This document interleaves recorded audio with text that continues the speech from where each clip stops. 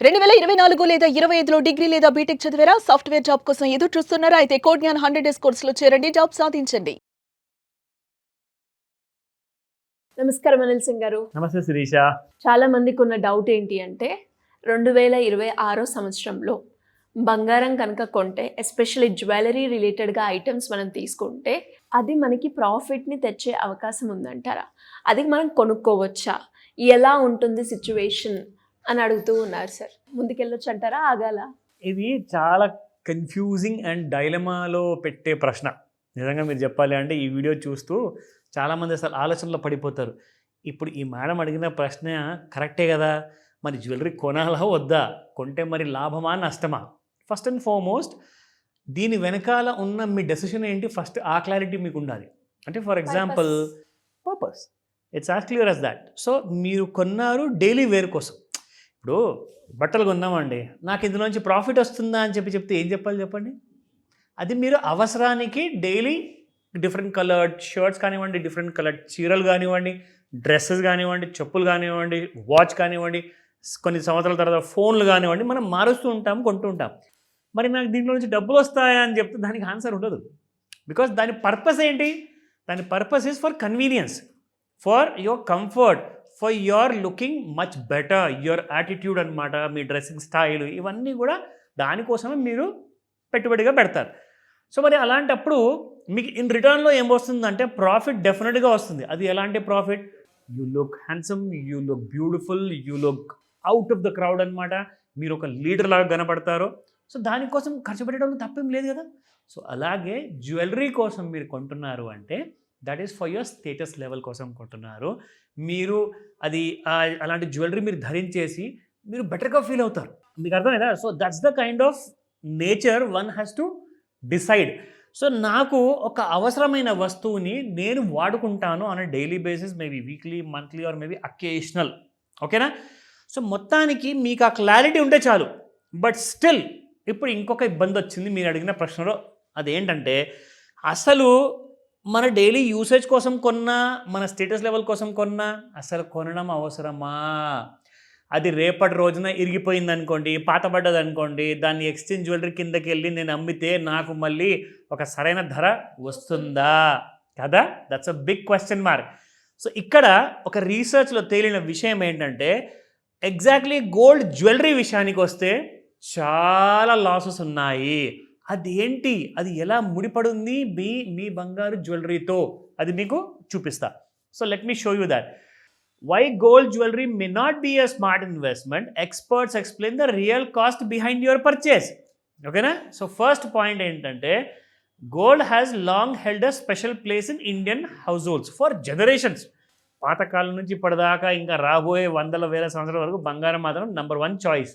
Okay, రెండోది ఇక్కడ చూసుకుంటే పెద్ద పెద్ద ఎక్స్పర్ట్స్ ఏమంటున్నారంటే, అంటే వీళ్ళు మామూలు ఎక్స్పర్ట్స్ కాదండి, వీళ్ళు ఏంటంటే దాదాపు కనీసము ఒక 10,000 కోట్ల రూపాయల నుంచి 10 లక్షల కోట్ల రూపాయల వరకు ఫండ్స్ మేనేజ్ చేస్తారనమాట బంగారం ఇన్వెస్ట్మెంట్లో.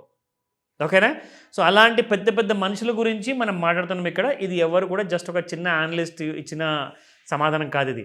సో ఇది మీరు విన్న తర్వాత అప్పుడు మీరు మీ కైండ్ ఆఫ్ ఫీడ్బ్యాక్ మీరు ఇవ్వండి, మీరేం ఆలోచిస్తున్నారు దీని గురించి, సో దట్ మన ప్రేక్షకులకి ఒక క్లారిటీ వస్తుంది. Now the hidden cost, jewelry must appreciate between 25 to 30% to just break even అట. ఫర్ ఎగ్జాంపుల్ మీరు ఒక 5 లక్షల రూపాయలు పెట్టి లేదంటే 10 లక్షల రూపాయలు పెట్టి మీరు ఒక జ్యువెలరీ కొన్నారు అనుకోండి, ఆ జ్యువెలరీ మీకు కనీసము సంవత్సరం తర్వాత, 10 సంవత్సరాల తర్వాత, 20 సంవత్సరాల తర్వాత మీకు 30% ప్రకారంగా అది పెరుగుండాలి. అప్పుడే మీరు కొన్న జ్యువెలరీకి మీకు సరైన ధర వస్తుంది, అదర్వైజ్ రాదు. నా ఇందులో ఎందుకు అంత ఇంపార్టెంట్ అంటే ఫస్ట్ ఆఫ్ ఆల్ మీరు పే చేస్తున్నారు మేకింగ్ ఛార్జెస్ పేరు మీద, రెండోది మీరు డిజైన్ ఛార్జెస్ పేరు మీద పే చేస్తున్నారు, మూడోది వచ్చేసి కాస్ట్ ఆఫ్ ఎంబెడెడ్ స్టోన్స్ ఉంటాయి. సాధారణంగా ఆడవాళ్ళకు ఓన్లీ జ్యువెలరీ అంత ఇష్టం ఉండదు, they may like kind of stones also. So brand premium, ఇప్పుడు మీరు పెద్ద పెద్ద బ్రాండ్ షోరూమ్స్ ఉన్నాయండి, బాంబే బేస్డ్ ఉన్నాయి, Delhi based, Kolkata based, Chennai based, పెద్ద పెద్ద కంపెనీస్ ఉన్నాయి. వాళ్ళు షోరూమ్లు పెట్టారు, ప్రతి బ్రాండ్ వాళ్ళ ప్రీమియంని సపరేట్గా ఛార్జ్ చేస్తుంది, అది మీరు కట్టాల్సిందే. అందులో మీరు ఎలాంటి ఎస్కేప్ అనేది ఉండదు. నా 25-30% ఈజీగా ఇదే మీకు అవుతుంది. ఎందుకంటే వాళ్ళు 30% నుంచి స్టార్ట్ చేస్తారండి ఛార్జెస్. దాన్ని మీరు ఒక 5%కో 4%కో తగ్గించేసి ఫైనలైజ్ చేస్తారు. తీసుకోండి లేకపోతే వెళ్ళిపోండి అని చెప్తారు. Simple as that. నా for example, if you purchase a piece of jewellery for ₹1,00,000 today, ₹1,00,000 మీరు ఇవాళ కొంటే ఒక profit if gold prices rise well above 1,25,000 అంటే ₹1,25,000 పైన దాని ధర వెళ్తే 24 క్యారెట్ కాదండి, 22 క్యారెట్ గోల్డ్. ఎందుకంటే మీరు కొన్నది 22 క్యారెట్ గోల్డ్ లేదంటే 18 క్యారెట్ గోల్డ్. సో 1,25,000 24 క్యారెట్ బంగారం పెరిగితే మీకు ప్రాఫిట్ రాదు. 22 క్యారెట్ల బంగారం మీకు 1,25,000 దాటాలి. అప్పుడే మీకు ఆ 25-30% ప్రాఫిట్ అనేది యాడ్ అవుతుంది. ఎందుకంటే మీరు ఆల్రెడీ ఛార్జెస్ పే చేశారు కదండి, మీరు ప్రీమియంతో కొన్నారు. నా until that threshold is cross the investment remains at a loss. మరి ఈ విషయం గ్రహించారా అందరూ? లేదు కదా. అందరూ ఏమనుకుంటారంటే మాకు ఒక మెడికల్ ఎమర్జెన్సీ ఉంటేను, మా పిల్లలకి సడన్గా ఒక యూనివర్సిటీలో అడ్మిషన్ కోసం అవసరమైతేను ఒక 10 లక్షలతో 50 లక్షలతో బంగారం ఇంట్లో దాన్ని ఇమీడియట్గా తీసుకెళ్ళి తాకట్టు పెట్టి పిల్లలకి మనం అది చదివించవచ్చు. సరే, గుడ్. హెల్త్ ఎమర్జెన్సీ కోసము, స్కూల్ ఎమర్జెన్సీ కోసము, కాలేజ్ కోసము, చదువు కోసము ఎప్పుడు కాదని చెప్పకూడదు. నా ఈ ఎమర్జెన్సీ మీకు రోజు పొద్దున్న లేస్తే వస్తుందా? ప్రతి సంవత్సరం వస్తుందా? మీ జీవితకాలంలో మహా అంటే హెల్త్ ఎమర్జెన్సీ 1 సార్లు 2 సార్లు రావచ్చు. మరీ టైం బ్యాడ్ ఉంటే 4 సార్లు రావచ్చు, 10 సార్లు కూడా రావచ్చు. కానీ అది టైం బ్యాడ్ ఉంటే. కానీ హెల్త్ ఎమర్జెన్సీ కోసం అని చెప్పేసి మీరు ఎన్నో సంవత్సరాల ముందు కొనిపెట్టుకున్న బంగారం కాస్త మీకు అసలు అదే డెడ్ ఇన్వెస్ట్మెంట్ అవుతుంది. మీ మీద భారం అవుతుంది. మీ ఇంట్లో దాచుకోలేక, లాకర్లో దాచుకోలేక మీరు పడడానికి కష్టాలన్నీ పడాలి. నా వాట్ హ్యాపన్స్ ఇస్, ఇక్కడ gold prices have risen sharply but jewellery returns lag behind. ఈ విషయం ఎవరైనా గమనించారా?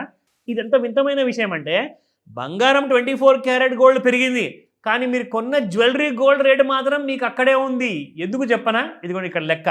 So over the last 15 years gold jewellery delivered an average annual return of 10.3% only. 15 సంవత్సరాలు, గత 15 సంవత్సరాలు. కానీ మీకు గోల్డ్, మీరు నిజంగా 24 క్యారెట్ గోల్డ్ చూసుకుంటే అది మీకు 12.5% యాన్యువల్ ఇచ్చింది. అంటే మీరు తీసుకొచ్చిన రిటర్న్స్ మీ జ్యువెలరీ మీద అది negative. Still you are following behind by 2% every year. మీకు అర్థమైందా? సో అలా చూసుకుంటే మీరు పెట్టిన పెట్టుబడి మీద మీకు ఎలాంటి ప్రాఫిట్ అంటూ ఉండదు. ఇంకో విషయం చెప్పనా? ఎమర్జెన్సీ వచ్చింది, మెడికల్ ఎమర్జెన్సీ లేదా ఎడ్యుకేషన్ ఎమర్జెన్సీ, దాన్ని తీసుకెళ్ళి ఏం చేస్తారు? తాకట్టు పెడతారు. సో తాకట్టు పెట్టినప్పుడు మీకు కనీసము 30 లేదంటే రూపాయి మీరు ఇంట్రెస్ట్ రేట్ కడతారు. అంటే సంవత్సరానికి 12% కడుతున్నప్పుడు మీకు అక్కడ 10% రిటర్న్ వస్తుంది సంవత్సరానికి. అంటే మీరు ఇంకా 2% అక్కడ కూడా లాస్ అవుతున్నారు. సో 2% ఇది ప్లస్ 2% అది, అంటే టోటల్గా మీ ఇన్వెస్ట్మెంట్ 4% లాసుల్లో ఉంది సంవత్సరానికి. సో ప్లీజ్ అండర్స్టాండ్, ఇన్వెస్ట్మెంట్ చేయాలి, నాకు ప్రాఫిట్ రావాలి అంటే గోల్డ్ బిస్కెట్స్ కానివ్వండి, గోల్డ్ కాయిన్స్ కానివ్వండి కొనండి అని చెప్పేసి చెప్తున్నారు ఇక్కడ. Look at that. So most of the India's hold the gold which is held by the lower and middle income house holds. This is security reserve for emergency కోసం అని చెప్పేసి. అని మీకు ఒక విషయం తెలుసా? ఇలాగే ఒకవేళ నెక్స్ట్ 10 years 20 years వరకు ప్రతి భారతీయుడు ఇంట్లో బంగారం అవసరం పడుతుందని చెప్పి భయంతో కొని పెట్టుకున్నారనుకోండి, మన భారతదేశంలో ఎకానమీకి పెద్ద దెబ్బ అది. ఎందుకో తెలుసా? చూడండి ఇక్కడ ముఖ్యంగా మనం చూసుకుంటే మీకు క్యాడ్ అనేది పెరిగిపోతుంది. క్యాడ్ అంటే ఐడియా ఉందా మీకు? డెఫిసిట్ అంటే ఏంటి? మీరు బంగారం కొంటున్నారండి ఒక జ్యువెలరీ షాప్కి వెళ్ళేసి, లేదంటే గోల్డ్ స్మిత్ దగ్గరికి వెళ్ళేసి, అతను గోల్డ్ ఎక్కడి నుంచి తెప్పిస్తున్నాడు? బయట దేశాల నుంచి ఇంపోర్ట్ చేయాలి. సో ఇంపోర్ట్ చేయాలంటే మన ఇండియన్ గవర్నమెంట్ ఏం చేయాలి? డాలర్లో ఖర్చు పెట్టి ఆ బంగారాన్ని మీకోసం ఇండియా లోపలికి తీసుకురావాలి. సో అలా డాలర్ ఖర్చు పెడుతూ ఉంటే మన రూపాయి విలువ పడిపోతుంది, అప్పుడు డాలర్ విలువ పెరుగుతుంది. దానివల్ల మనకు వస్తుంది పెద్ద లాస్ అనమాట. సో కరెంట్ అకౌంట్ డెఫిసిట్ పెరగకూడదు ఉండదంటే నాకు ఒక సరైన మోతాదులో 1 తులమో 10 తులాలో 5 తులాలో 2 తులాలో పెట్టుకుంటా. దానికంటే ఎక్కువగా నేను జ్యువెలరీ రూపంలో కొనను. కావాలంటారా బిస్కెట్లో కొనండి, కాయిన్స్లో కొనండి. లేదంటారా you have a very good option. Gold ETF కొనండి, గోల్డ్ కాయిన్స్ కొనండి, గోల్డ్ బార్స్ కొనండి, which will give you that kind of a return అనమాట. కానీ జ్యువెలరీలో ఎప్పుడైనా గుర్తుపెట్టుకోండి, వాడండి, విరిగిపోతే దాన్ని మార్చుకోండి, అంతేగాని దాన్ని వాల్యూ లేదు, ప్రాఫిట్ లేదు. సో ఈ విషయం ఆలోచించిన తర్వాత మీరు బాగా ఒక లిస్ట్ అనేది తయారు చేసుకోండి. నన్ను అడిగితే ఫస్ట్ ఆఫ్ ఆల్ ఆ ప్రశ్నలకు సమాధానం మీకు ఒకవేళ దొరకకపోతే ఖచ్చితంగా కాల్ చేసి అడగండి. ఇప్పుడు మీరు నాకు చెప్పండి, గోల్డ్ జ్యువెలరీ కొనడం బెటరా? అంటే ఇప్పుడు నేను ఆలోచిస్తున్నాను సరే, గోల్డ్ ఈటీఎఫ్స్లో పెడితే బెటరా, లేదంటే కాయిన్స్ కొనుక్కుంటే బెటరా, లేదు అంటే మీరు అన్నట్టుగా బార్స్లో ఇన్వెస్ట్ చేస్తే బాగుంటుందని ఆలోచిస్తున్నాను. సో ఈ మూడిట్లో కూడా ఎందులో పెడితే ఎంత లాభం ఉంటుందో అనేది నెక్స్ట్ వీడియో చేద్దాం సార్. తప్పకుండా. Thank you sir, thank you so much. Welcome Sirisha.